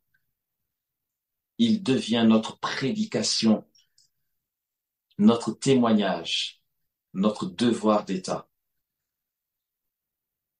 Parce qu'il nous donne de demeurer dans ce seul essentiel, qui est de se rendre présent à la présence de Dieu, puisque toute autre chose n'est rien. Tout n'est rien. Il est le seul qui nous mène à Dieu, et Dieu seul suffit. Si l'Esprit nous fait agir, alors nous porterons du fruit en abondance. Et nous commencerons à vivre dès cette terre la béatitude au cœur de la Trinité, celle à laquelle nous sommes appelés. Et l'Esprit nous y conduit, lui qui achève dans l'Église toute sanctification. Amen. Amen. Merci pour cet enseignement, hein. Et Mais je merci t'en prie. de laisser les patates chaudes et puis on va voir. Parce que là, j'ai vu la liste des questions là. Comme tu le sais, l'adage juif dit l'essentiel, c'est pas la réponse. La question est plus importante que la réponse. Donc, il est bien N'est-ce d'être en pas? chemin pour réfléchir. Et comme tu dis toi-même, quand j'ai répondu, si tu as compris, c'est que j'ai pas bien Ok, expliqué. on ne t'a pas bien expliqué. Ok, ben frères et sœurs, enfin, je vous laisse. Je vais couper mon micro, je vais écouter les 10 minutes et puis après partir. La Hey, toute première question, c'était de Chama Pio. Il voudrait savoir, en premier lieu, si l'intuition qu'il a ou qu'elle a, je sais plus, vient de l'Esprit Saint ou de son désir de voir Dieu agir au milieu de son peuple. Elle a, D'accord? elle a posé une question à deux volets. D'accord. Elle dit que personnellement, elle a cette volonté que Dieu se manifeste sa puissance au fond d'elle ou de lui. Oui. Mais à Oui. l'intérieur, elle constate que qu'elle veut que l'on sache que il est, bon, ouais, c'est ça. Donc, il est puissant dans le Christ. Donc, c'était de savoir comment guérir de cela, vu que lui pense que c'est de l'orgueil. D'accord, j'ai une bonne nouvelle. En même temps, tout dépend de comment vous allez concevoir cette bonne nouvelle-là. Euh, Notre orgueil nous quitte, comme le dit certains mystiques, 45 minutes après notre mort. Donc, on sera toujours en proie à- avec notre orgueil, on sera toujours en proie à notre orgueil. Et ça, c'est déjà un. De deux, une intuition, le diable ne peut pas vouloir le bien. Le diable ne peut pas vouloir le bien. Désirer vivre de la vie de Dieu, que le Seigneur agisse au milieu de nous, ça c'est déjà bon. Ça c'est ce désir en soi, il n'est pas impur, impur comme mélange. Impur, quand vous entendez le mot impur, c'est ce qui n'est pas propre au culte, ce qui est mélangé. Impur, c'est ce qui est mélangé. Le contraire, c'est pur, ce qui est propre au culte. Donc impur, ce qui est profane. Pur, ce qui est propre, ce qui est bien pour nous aider à prier Dieu. Alors, le désir en soi, avoir un bon désir, avoir le désir que Dieu se manifeste, le désir en soi, ce désir n'est pas malsain. Il ne pense même pas que ce soit le diable qui donne cette intuition-là. Maintenant, une chose euh, est définie par son sens, le sens de la chose est défini par sa finalité. Je veux, c'est bien de vouloir. Le problème va se poser quand je vais planifier les choses. Tout à l'heure, Amos, il disait, quand je vais mélanger mon désir qui est bon au départ avec le créé, je veux que Dieu agisse. Ça, c'est déjà bon. Mais dès l'instant que je veux planifier comment doit agir, le problème, le créé vient se mélanger à ce désir qui est sain auparavant. Il y a une parole les pères disaient ça, les pères de l'Église, mais les pères du désert aussi, que l'enfer est pavé de bonnes intentions. Donc, le désir de voir Dieu agir, en soi, il est bon. Mais le comment, parce que là, quand je vois vos questions, il y a beaucoup de comment, on est plus dans le faire. Nous, on regarde le pourquoi. Pourquoi je veux voir Dieu agir? Pourquoi je veux le voir agir? Le comment, lui, se débrouille. La fois dernière, on l'a dit ici, le comment, c'est lui de faire. Est-ce que c'est bien de voir Dieu agir? Oui, c'est bien. Est-ce que c'est bien de voir Dieu guérir des personnes? Oui, c'est bien. Est-ce que c'est bien? Est-ce que c'est bien? OK, il n'y a pas de problème. Donc, je peux le désirer. Mais dès l'instant que je vais planifier l'exécution de mon désir, je commence à mettre la main dessus. Je commence à vouloir décider de moi-même de comment Dieu va agir. Donc, c'est ça. L'orgueil va commencer parce que je veux, c'est moi, c'est ma volonté qui veut guider les choses. Donc là, on manque d'abandon, on manque comme on le dit, on manque de chasteté. Au contraire de la chasteté, on dira, la chasteté, c'est la même mise, mais en soi, c'est d'être ajusté, d'être ajusté. Personnellement, donc, euh, comment guérir de cela? Guérir de cela, l'une des solutions, c'est de laisser la volonté de Dieu se faire, d'accepter de perdre le contrôle de certaines situations, d'accepter de perdre le contrôle de l'agir, de comment Dieu va agir. Non, non, non, non. Je prends un exemple tout simple. Je prie, il me met à cœur, j'accepte, pauvrement, je me jette. Et je planifie pas, j'attends pas de résultats, je n'ai pas obligation de résultats. Je n'ai pas obligation d'une vie de puissance, je n'ai pas obligation d'une technique. Parfois, c'est la technique qui nous met dans ce genre de situation-là. Donc, guérir de l'orgueil, c'est accepter le réel. Le réel est la meilleure éducation. Il y a peut-être à moi, ça a dû l'entendre, il y a une blague qu'on raconte une fois sur une des maisons. Il y a un frère qui priait, Seigneur, rends-moi humble, Seigneur, rends-moi humble. Et le frère qui dirigeait la prière dit, calme-toi, je vais te rendre humble. Bon, ce n'est pas notre rôle de rendre les autres humbles, hein. C'est tout, c'est juste une blague. Mais d'accepter le réel, d'accepter la croissance lente, d'accepter de se laisser déboussoler par le réel. Et puis de laisser le Seigneur venir, de laisser le Seigneur venir, de laisser le Seigneur venir. Ça, c'est difficile, hein. Est-ce que Amen. j'ai répondu à la question? Ça, c'est la question que je vais lui poser aussi. Mais D'accord, pour l'instant, on va avancer pour les questions. d'accord. Ouais, Alors, il y a Yul oui, qui a aussi deux questions. Bon, oui, une première question avec plusieurs, plusieurs sous-questions. C'était de ouais. savoir quelle relation entre l'agir de l'Esprit de Dieu et l'ivresse. L'Esprit peut-il nous conduire à l'ivresse juste à ce qu'on perde contrôle? Sinon, quelles sont les manifestations de l'ivresse? Ça, c'est la première question avec les sous-questions. Oui, oui. Je vous fais un témoignage. Ce soir, à table, quelqu'un me pose la question, mais pourquoi Saint Paul dit l'esprit du prophète est soumis au prophète pendant qu'on mangeait? Et tout à l'heure, quand je voyais la question, ça, je pensais. Alors, est-ce que, quelle est la, entre l'esprit de Dieu et l'ivresse? Est-ce que l'ivresse, tout dépend de ce qu'on met, la personne met derrière la définition de l'ivresse. Est-ce que l'ivresse est l'abandon? C'est saisi par le Seigneur et puis je fais ce que le Seigneur me donne de faire? Est-ce que c'est ce qu'il appelle l'ivresse? Une personne qui est, parce qu'on dit, les apôtres, ils étaient comme ivres. C'est ceux de l'extérieur qui les voyaient comme ivres. Et Pierre qui dit, non, il n'est que 9 heures. On dit, bon, viens au quartier, on saura qu'à 9h, on peut boire, on peut être saoulé à 9h. Donc, l'ivresse, ici, moi, je vois l'ivresse comme la saisie totale de Dieu, la perte. On n'oublie jamais l'objet, c'est le sujet, c'est Dieu. C'est Dieu qui vient, qui prend et qui, j'aime bien, il y a un saint que j'aime beaucoup, Saint Joseph de Cupertino, qui, il chante simplement, il regarde un mouton, et puis boum, l'extase. Il ne provoque pas. On ne sait pas quand est-ce que ça vient parce que son cœur est tellement saisi. Parfois, il y a des personnes qui ne savent même pas que c'est après se rendre compte qu'elles étaient dans des états en extase. Mais elles sont saisies. C'est le Seigneur qui prend l'initiative.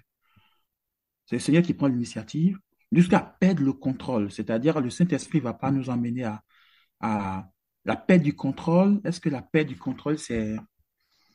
Qu'est-ce que je mets derrière la perte du contrôle? Est-ce que ça veut dire que je deviens insensé moi-même ou ce que je fais devient insensé pour les autres? Ça peut être insensé pour les autres. Quelqu'un disait une fois, il marchait dans une des maisons et le Seigneur lui a dit, mange dans les bois, mange un morceau de bois. Pour les autres, c'est insensé. Et lui mange le morceau de bois et puis il est saisi par le Seigneur. Donc, à perdre le contrôle, c'est à quitter mon bon sens, à quitter, je vois perdre le contrôle à mon bon sens, à ma conception logique des choses. Comme à Bernadette, la Vierge Marie qui lui dit bois de l'eau, la boue. Donc, elle quitte déjà, elle, son bon sens. Mais là, on pourrait dire qu'elle est dans l'ivresse. Parce qu'elle est saisie, elle obéit, elle se laisse porter. Et quelles sont les manifestations de l'ivresse? Moi, je pense que c'est l'abandon total quand je quitte ma logique pour entrer dans la logique de Dieu qui est déconcertante. Là, je vous assure. Je ne pense pas que ça puisse être agréable de rentrer dans... Il y a cette pensée-là que j'aime beaucoup. L'œuvre de Dieu, faite à la manière de Dieu, reçoit toujours l'approbation de Dieu, reçoit toujours la grâce de Dieu. Tout est dans la fête à la manière de Dieu. Tout à l'heure, Amos, il terminait pour dire, ne faisons pas l'œuvre pour Dieu, mais l'œuvre de Dieu. Mais l'œuvre de Dieu, c'est de l'intérieur, il nous suscite pour atteindre l'union sans passer, d'accord, ça c'est une autre question. Mais la paix de contrôle, c'est paix de contrôle. Mais il reste maître. Hein. Si le Seigneur me met une chose à laquelle je ne veux pas obéir, il va me motiver, mais il ne va pas violer ma liberté. Ah, quelqu'un disait, bienheureuse, scandaleuse liberté face à laquelle Dieu reste impuissant. Si je ne veux pas, je ne veux pas. Il va m'attirer, il va me séduire tout. Ça passe de l'intérieur. Il va me pousser. Si je ne veux pas, je ne veux pas. Je ne veux pas collaborer. Donc ici, perdre le contrôle, je vois ça comme sortir de sa logique, perdre sa logique. Et puis, sortir de la logique aussi des gens autour de soi. Parce que perdre le contrôle, souvent, il y a des personnes qui disent, je suis saisi par l'Esprit Saint, donc je vais traverser une route comme ça sans regarder. Ouh, on va chanter sur le seuil de sa maison. Hein. Parce que là, tu n'as pas fait œuvre, tu n'as pas laissé agir ton intelligence. La grâce supplée la nature. Elle apporte, mais ne la détruit pas. Amen. Peut-on atteindre l'union Voilà. de Dieu sans passer par la vie charismatique? Qu'est-ce qu'on attend par vie charismatique? Toute l'Église est charismatique. Bonne nouvelle. Toute l'Église est charismatique. Charismatique, charisme, bon, aujourd'hui, le mot charismatique, disons, c'est un mot qui est... On ne le voit même pas on ne le voit pas trop employé dans le Concile Vatican II. Charismatique, charisme, c'est la grâce, charisme, c'est la grâce. Donc, charismatique, toute l'Église est charismatique. Quand on est baptisé, on reçoit les dons et les charismes. Maintenant, chacun les met en œuvre. Chacun les met en œuvre. Un charisme, c'est un agir de Dieu qui nous traverse pour édifier, pour construire. Ça nous traverse. C'est un agir de Dieu qui nous traverse. Dans la foi de je pense qu'on a parlé de ça. Donc, peut-on atteindre l'union? Je pense que la question, c'était, peut-on atteindre l'union sans exercer les charismes? Ça, c'est autre chose. Tout le monde a reçu les charismes, mais ce n'est pas tout le monde qui exerce la vie, qui n'est pas tout le monde qui pratique la vie charismatique. Et le mot charismatique, aujourd'hui, le monsieur, il parle bien des charismatiques. Donc, c'est un mot qui est... Quand nous, on parle de charismatiques aujourd'hui, c'est ceux qui vivent des dons charismatiques. Mais bien sûr, il y a des personnes qui vivent l'union à Dieu, mais qui n'exercent pas de vie charismatique, qui n'exercent pas de vie charismatique. Ils ont des charismes, mais ils n'exercent pas de vie charismatique. Ou, pour nuancer, ils n'exercent pas de vie charismatique comme nous, on le pense. Parce qu'ils peuvent avoir le charisme de foi. Est-ce que je suis logique? Oui, Je pense, oui. D'accord. Si je suis logique, j'espère. Amos, n'hésite pas, hein. Si je suis logique. Donc, du coup, on peut atteindre la vie d'union sans exercer la vie charismatique comme nous, on la conçoit. Sans avoir un ministère de guérison, sans avoir un chant en langue, sans avoir une prophétie. Bien sûr. Bien sûr. Mais bien sûr. Ou bien la prophétie, je la reçois, je ne la donne pas. Toute l'Église est charismatique. Ça, ne dites pas, parce que parfois on dit tel prêtre est charismatique, c'est une erreur dans laquelle on rentre. Dès que l'instant que tu es baptisé, tu es charismatique. Mais est-ce que tu exerces la vie charismatique? Il faut nuancer les choses. Amen. C'est Merci. quand tu as l'Esprit Saint, c'est l'Esprit Saint qui donne les dons. L'Esprit Saint ne peut pas venir chez toi et puis laisser ses dons. Ou bien peut-être il vient chez toi mais laisse ses dons ailleurs. Donc il est dans ton cœur, il est là avec ses dons. Maintenant, est-ce que toi, tu t'ouvres à ces dons-là? OK. Alors, il y a Jean-Baptiste qui demande comment savoir que l'amour s'est déployé en nous. Hmm. Ça, c'est toute notre vie, hein. Tout dépend de qu'est-ce que met derrière aimer. Comment savoir que l'amour est répandu dans nos cœurs? Vous savez, la nouveauté du christianisme, c'est l'amour des ennemis. C'est l'amour des ennemis. L'amour est répandu dans nos cœurs quand on commence d'abord, je pense. C'est. Excuse-moi, mais derrière la question, il y a quelque chose de mesuré derrière.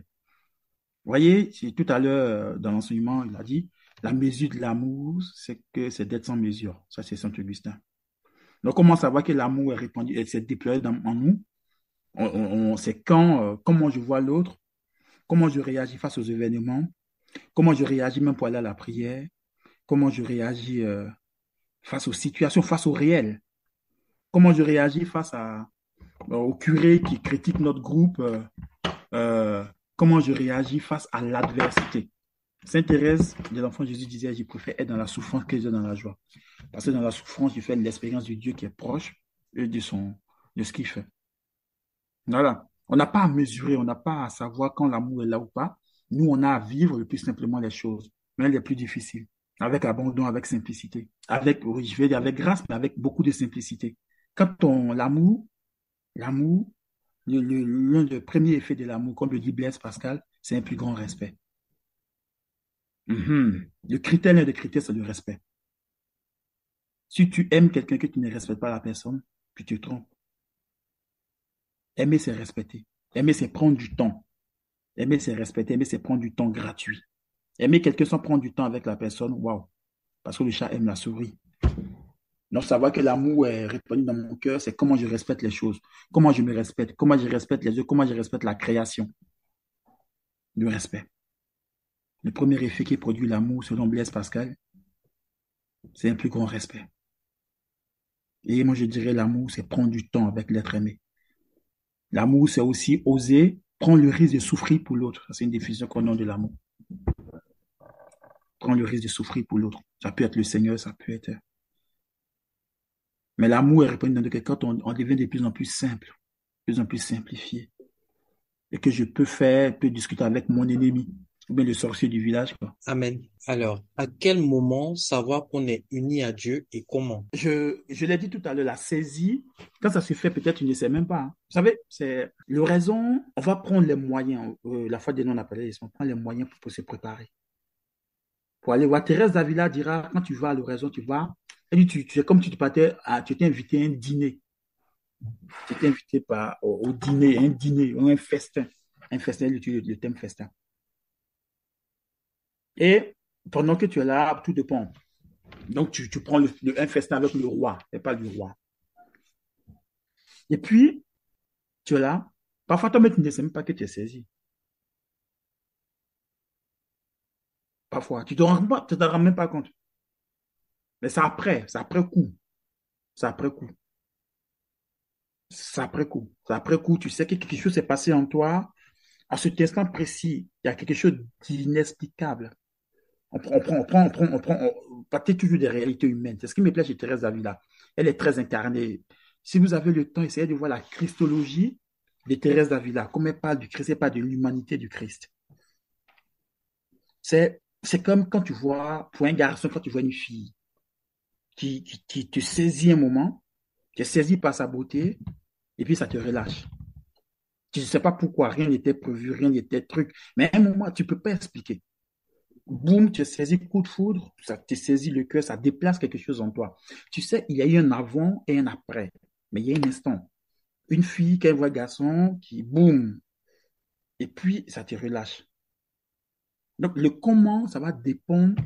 Je pense que ce sont des questions qui vont dépendre aussi de la sensibilité de chacun, de, de ce que chacun veut vivre et d'où chacun est dans ses émotions. Donc, il y a pas une réponse pour dire euh, la vie d'union. Euh, Saint-Joseph de Cupertino, que j'aime bien, lui, il était saisi quand il partait en extase. Mais c'était pas en extase, il était saisi. C'était écouter simplement un chant. Ils savent qu'à l'intérieur, il y a quelque chose. Ils sont pas là. Ils sont pas là. Il y a ce petit quelque chose, ils sont pas là. C'était ferme simplement les yeux. Ils sont pas là. Il y a quelque chose. Je suis sûr que je suis pas là. Voilà, il sait qu'il y a un avant et un après. Maintenant, savoir que c'était une union avec Dieu, je suis sûr d'une chose que moi, j'étais pas là. Voilà, mais après, il y a une joie, ça va se vérifier avec la joie, avec la vie d'union, ça se vérifie avec les fruits après. C'est pas quantitatif, il ne peut pas quantifier. Désolé, mais je préfère balbutier sur cette question-là. Je vous demande pardon, hein, mais je préfère balbutier. Parce que à quel moment précis, c'est comme si je savais quand est-ce qu'il allait venir. À quel moment, je ne sais pas, je ne peux pas le définir. Mais la seule chose, je vais définir par les fruits, avant et après. Je sais que quelque chose s'est produit dans mon cœur, s'il a bien compris la question. Si quelque chose s'est produit avant et après, ben, je ne sais pas. Voilà, c'est un discours. Saint-Joseph, il partait de sa chambre à la chapelle, boum, il était saisi au milieu. Oh, il n'y a rien. Juste boum, il était pris en extase. On chantait les vers, mais les complis, boum, il est saisi. Il est pris. Ça, ce sont nos mots qu'on met dessus, mais ça nous dépasse. C'est une réalité surnaturelle sur laquelle on met des mots qui sont naturels, qui sont limités. Nos mots sont limités. On ne peut parler que par analogie. Donc, à quel moment je suis uni à Dieu, je ne sais pas. Mais c'est quand je sais que je suis pris. Tout mon être ça peut être des expériences corporelles. Il peut sentir le feu, il peut sentir une grande joie. D'autres vont rire, d'autres vont pleurer. On sait qu'il est passé, mais après, c'est fini. Après, voilà. Ok. Alors, je voulais une petite précision sur la question de Finou qui demande comment savoir si c'est réellement un désir, une crainte ou peur de Dieu. Comment savoir si le désir qu'on a est un réel désir ou si c'est une crainte ou peur de Dieu. D'abord, le désir, c'est le Seigneur qui met en nous. Hein. Il le met en nous. Parce que Dieu est désir. Dieu est désir, Dieu le met en nous. Et je vous l'ai dit, le désir nous tire vers quelque chose, normalement. Normalement, le désir nous tire vers quelque chose. Le désir de Dieu nous tire vers Dieu. Le désir de la nourriture va nous tirer vers notre nourriture. En soi, c'est pas mal.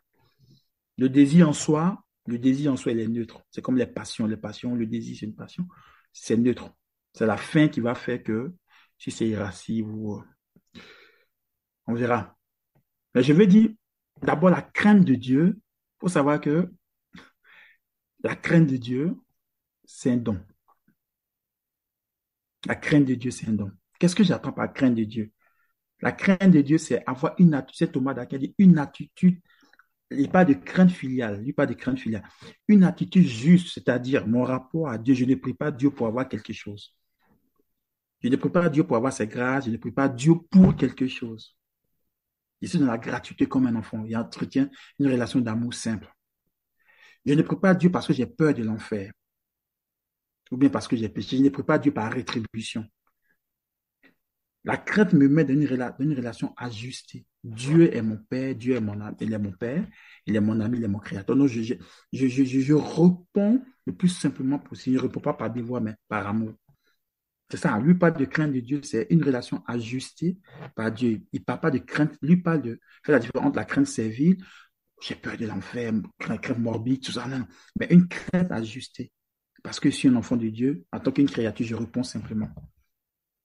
La peur est une passion. Non, la peur, c'est quelque chose qui m'arrive. Alors, ça ne dépend pas de moi. Alors, la crainte, tout dépend de... Tout dépend de... Là, je vais poser une question simple. Quand je prie pourquoi? Quand je suis zélé, au fond, je suis zélé pourquoi? Quand je fais 24 heures d'adoration, excusez-moi, je vais mettre le pied dans le plat. Et je le fais pourquoi? Au fond, c'est quoi, que je le fais pourquoi? Il faut avoir le courage de se poser cette question. Et attends, je ne fais pas ce péché, d'accord? Je ne le fais pas pourquoi? Au fond, je ne le fais pas parce que j'aime Dieu, peur de blesser l'amour de Dieu, ou peur de gâter mon nom, ou peur de partir en enfer. Au fond, la véritable crainte serait de dire, ah d'accord, Dieu il m'aime gratuitement pour ne pas blesser cet amour-là, alors je ne fais pas ceci, comme un enfant. La peur de Dieu serait de, voilà, je fais pas ceci, je fais pas, je me donne tout ça, parce que là, si je le fais, c'est la crainte servile, il risque d'aller en enfer. Là, c'est plus une relation d'amour, là. Est-ce que c'est bon, est-ce que j'ai répondu? Et alors, la question de Laurence, Ouais. la misère, est-ce que lorsque nous pensons que nous sommes hors d'atteinte par rapport au péché, et puis pour un petit rien, nous tombons pieds joints dans le péché? Bon, je sais pas. Ah, ouais, d'accord, d'accord. C'est de l'orgueil de penser que je suis hors d'atteinte du péché. C'est de l'orgueil. C'est une grâce de savoir que je suis tombé dans le péché. De savoir. Je ne pas dire que c'est une grâce de tomber dans le péché. C'est une grâce de savoir que je suis tombé dans le péché. Parce que là, je suis conscient au moins que je suis tombé dans le péché. Quand je ne sais pas, là, c'est plus compliqué. Normalement, ça doit me pousser à l'humilité. L'humilité. Ah, mais quand j'ai le cœur endurci, ça ne me dit plus rien. Moi, je pense que la misère serait de rester insensible. De rester insensible au péché. Et puis aussi, c'est misère dans la mesure où c'est dommage de, de se dire que moi, j'ai déjà vaincu ce péché-là. Je vous ai raconté il y a cette histoire ici. Je dirais bien de notre vie spirituelle, c'est une vie en spirale. Vous voyez? On monte comme ça. On monte, on monte, on monte. C'est comme ça notre vie spirituelle. C'est bien qu'il doit avoir c'est une vie en spirale. Ça peut être un chemin. Mais la vie en spirale, c'est comme quand tu vas en montagne. Bon, qu'est-ce que je veux dire? Quelle image je prends? L'escargot, quand on prend, on tourne, on voit les mêmes choses, mais on le voit d'une hauteur différente. On voit les mêmes choses. Donc, parfois, on aura les mêmes péchés qui reviennent, mais d'une autre manière. Quelqu'un allait se confesser, Saint-Philippe Néri, je vous ai déjà raconté cette histoire-là. Et il disait, mais j'ai fait tous les mêmes péchés. Saint-Philippe Néri, mais c'est mieux. C'est bon comme ça. Est-ce que tu viens en ajouter encore? C'est bien d'être habitué à ta série, là. Au fur et à mesure, tu montes, mais on ne sait jamais, c'est pas à nous de juger de notre prière, de notre croissance spirituelle. Dès l'instant que c'est toi de juger de ma croissance spirituelle, c'est que j'y prie plus. Mais il ne même plus dedans. Il faut être à l'extérieur pour juger de la chose.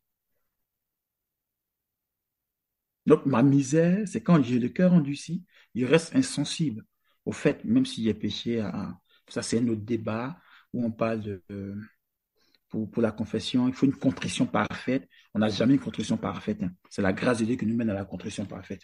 Ça y est, je viens me confesser vraiment par charité, c'est-à-dire, oh, j'ai blessé l'amour de Dieu. Et puis il regrette d'avoir blessé son amour. Parfois même on dit, ah, c'est moi qui ai encore fait ça. Parfois, c'est ce qui nous pousse à la confession. Genre, pour moi, c'est pas des voix, ou bien c'est pour un peu ajuster le tir avec Dieu, quoi. C'est la grâce de Dieu qui nous mène à la contrition parfaite.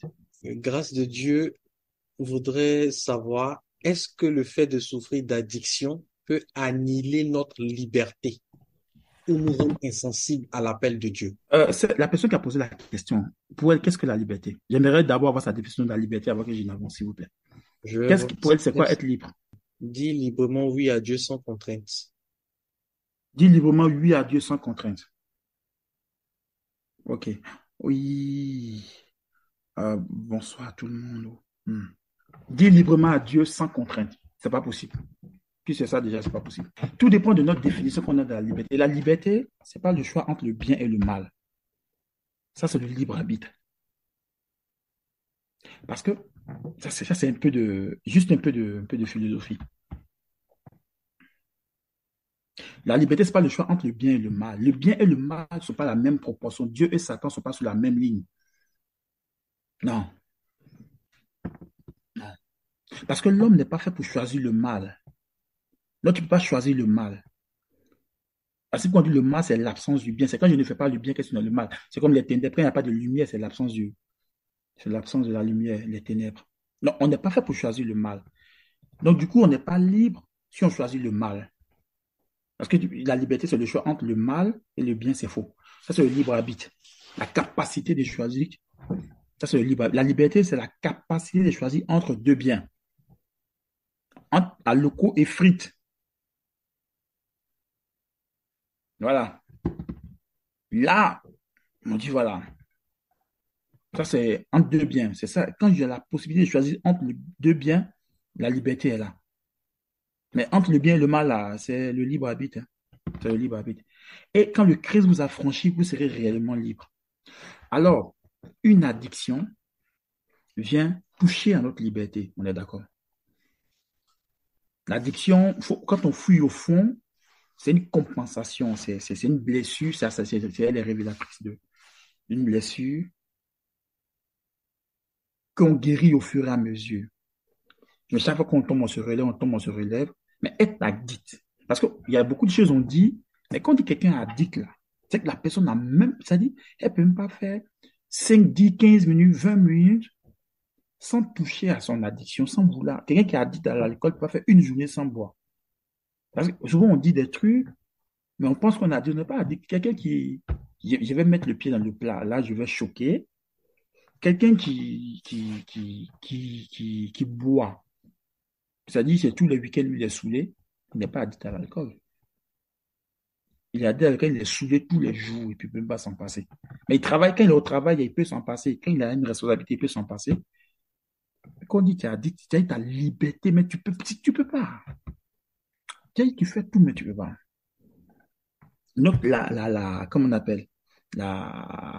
C'est lié, hein? C'est librement, volontairement, sans compter qu'on répond à l'appel de Dieu. Si ma liberté est liée, ce que le Seigneur fait, si le Christ vous affranchit, vous êtes vraiment libre. Si le Christ vous affranchit, vous serez vraiment libre, réellement libre, comme on me le dit. Alors, si ma liberté est liée, si ma liberté est enfouie, j'aurais du mal à répondre parce qu'il ne peut pas répondre. Il y aurait du mal à discerner. Il y aurait du mal à savoir mon vrai bien. Liberté, bien, c'est lié. Parce que mon appel, ça me donne à répondre à mon vrai bien. Mais mon vrai bien de façon consciente. Donc, et puis dans la vérité. Donc, dans la vérité, liberté et bien. Le VBL, pour vous aider à retenir. Mais ça va ensemble, ça va de pair. Donc, oui, si c'est vraiment la personne, j'ai pas dit une personne qui fume un pao, un joint, une fois par mois, non, ou mais une fois par semaine, mais 2 fois par semaine, un addict, il ne peut pas s'en passer. Il ne peut pas. Donc, on parle d'addiction, souvent on dit des trucs, mais une addiction, waouh, on parle d'addiction parce que ça lie ta liberté. Tu n'es plus maître de toi. Voilà, tu n'es plus maître de toi. Vu que, justement, je parle de cette addiction, boire tous les jours. Oui, oui, boire tous les jours pour être saoulé, c'est-à-dire, c'est à tout moment, tout ça là. Mais bien sûr, ça peut pas te. Parce qu'on n'est pas nous-mêmes, on n'est plus maître de nous. Or, il faut être réellement soi, parce que Dieu entre en relation avec des personnes responsables, des personnes debout. C'est Irénée, la gloire de Dieu, c'est l'homme debout. Et la vie, et comment on appelle? La finalité de l'homme, c'est la vision de Dieu. C'est vraiment. Ça peut nous rendre insensibles. C'est même pas insensible, même. Tu peux même pas l'entendre, parce que tu n'es pas là où il faut. Tu n'es pas là où il faut. Tu n'es pas orienté vers ta finalité. Donc, tu ne peux pas entendre. Mais l'appel est à l'intérieur de toi. L'appel est là. Mais toi, tu n'arrives pas à entendre parce que tu as enfoui, tu as fermé les oreilles à cet appel-là. Mais il est à l'intérieur. Il résonne. Donc, tu as besoin vraiment d'un espace pour laisser cet appel-là rejaillir. Et puis, Dieu, il est souverain, hein. Il y aura un choc dans la vie qui va déblayer le chemin pour que tu entendes. Parce que une personne qui est addict là, mais elle-même, elle ne se rend pas compte qu'elle est addict. Dès l'instant qu'on se rend compte, c'est qu'on n'est pas encore bien tombé là. Non, c'est après. Ok.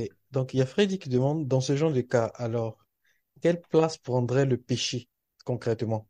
Dans l'addiction, Oui, quelle place parce prendrait que le péché? oui, C'est-à-dire, oui, ça en découle Bon, je vais activer son micro, peut-être qu'il pourra. Bonjour, bonjour, bonjour mon vieux. En fait, je voulais Bonjour, savoir, s'il bonjour, te plaît, bonjour. dans le fond, si une âme comme ça est addicte, mais quand même malgré ça, tu vois, veut suivre Dieu, et puis tu sais, ça la creuse de ne pas pouvoir s'en détacher, mais qui a vraiment dans le cœur envie de suivre Dieu, qui regrette à chaque fois qu'elle tombe dans le péché, mettons. Comment, quelle place vraiment prendrait le péché dans ce cas-ci pour quelqu'un qui veut se détacher? Et puis c'est comme du chewing-gum, tu sais, ça colle sur elle, et puis bon, elle souffre de ça finalement. Normalement, une Euh, addiction, on tombe dans l'ordre psychologique, hein. Ça, on tombe dans Ok, l'ordre pathologique. Et oui, il faut un psychologue pour accompagner la situation, pour aider à ok, sortir, pour aider à mettre le nom sur l'addiction, tout ça. Le péché serait, c'est quoi? Si c'est, je prends un exemple, si c'est l'alcool. ok, Le péché va venir sur quoi? Si tu bois seul à la maison, tu es saoulé, tu dors, il n'y a pas de problème. Il n'y a pas de ok, problème. Tu n'as pas péché. Mais si le fait de boire, d'abord, tu fatigues ton corps, donc tu ne respectes pas ton corps, il y a d'abord ça, créature de Dieu. Donc il y a ce fait. Tu vas au travail, tu ne fais pas bien ton devoir d'État. Donc il y a ce péché par rapport au devoir d'État. Et à la maison, tu fatigues tout le monde, il y a déjà ça. Donc il y a tout ça. Donc le péché serait dans le fait de ne pas remplir tes devoirs vis-à-vis de Dieu, vis-à-vis des autres, vis-à-vis de la société. Mais c'est ça qui sera le péché. Ce n'est pas le fait de boire, mais là aussi tu es en train de fatiguer ton corps. Tu ok. es en train de fatiguer ton corps, tu es en train de fatiguer ton imaginaire, tu seras en train de mettre ton corps dans un état qui a fait. Alors pour Mhm. l'addiction, Ok, la stratégie du diable, c'est de dire n'en parle pas, reste dans ton coin. On a vu des personnes qui étaient addictes à la pornographie. Dès qu'elles ont parlé une tierce personne, elles ont été accompagnées, elles ont mis le nom sur le mal, elles ont été accompagnées. Et puis elles ont mis des sécurités, elles ont tout doucement elles ont été accompagnées. Donc c'est toute une pédagogie au fur et à mesure. Mais il faut se faire aider. On n'est pas tout puissant. On n'est pas tout puissant. On a besoin de médiation. Il d'accord. faut se Donc faire si je aider. comprends bien, Mhm. excuse-moi, j'aimerais bien comprendre encore. Merci pour ça déjà. C'est-à-dire que une personne, moi, la question, ce que je veux vraiment comprendre, c'est une personne, tu vois, qui est dedans. Est-ce que le péché, euh, est-ce qu'on peut parler de, comme, on peut parler comme de dévaloriser, mettons, parce que comme ça devient une pathologie, le côté volonté n'est pas à 100%. Non? Est-ce Dès que l'instant que ça, tu as dit ta volonté n'y est pas.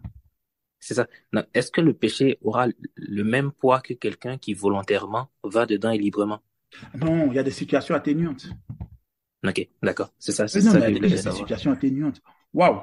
Il y a des. Je vous l'ai dit ici pour qu'un péché soit mortel. Je vous l'ai dit ici et je l'aurais dit. Mm, Ne pas aller à mm, la messe le dimanche, c'est un péché mortel. Donc, il faut le ok, confesser. Le péché mortel nous coupe la grâce de Dieu. Normalement, quand on va à la confession, ce sont des péchés. Quand on dit péché mortel, ce sont des péchés liés aux 10 commandements. ok, Des péchés liés aux 10 commandements. Tu vois? Donc, le péché mortel nous coupe la grâce de Dieu. Mais pour qu'un péché soit mortel, il y a 3 conditions. Il faut que la matière soit grave, non liée aux 10 commandements.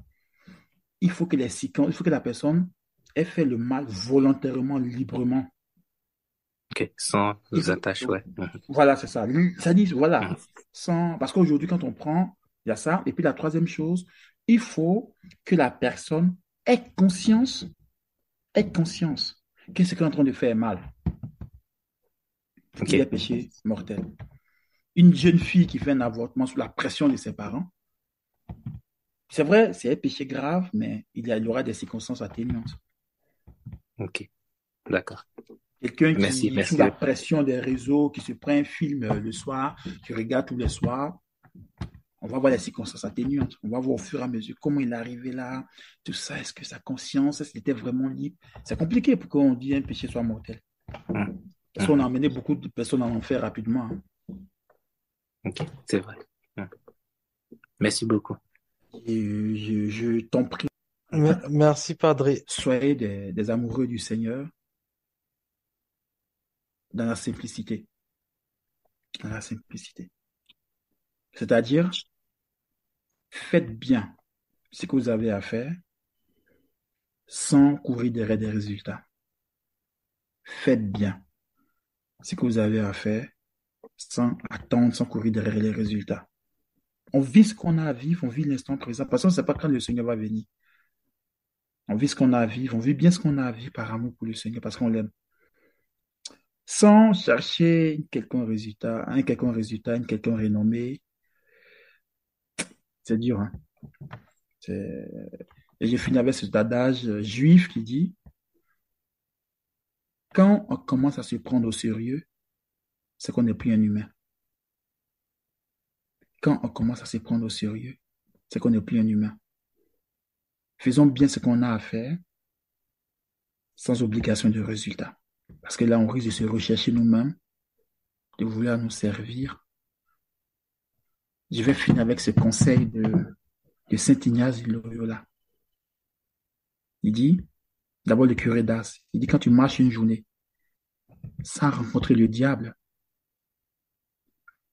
c'est qu'il t'a saisi par la main pour marcher dans la même direction.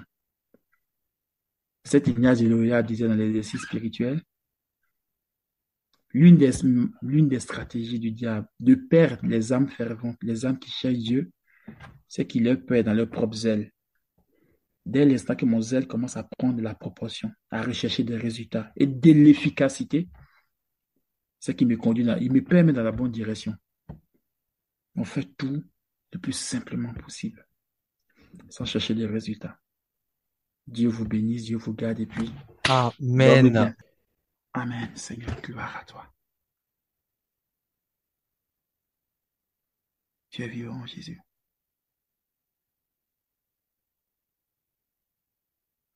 Il y a vraiment cette parole de la Vierge Marie à l'Annonciation qui me vient à cœur. Qu'il m'advienne selon ta volonté, qu'il m'advienne selon ta parole. Que le Seigneur nous donne de faire à fond, de bien faire ce que nous avons à faire, le plus simplement possible, comme des serviteurs quelconques.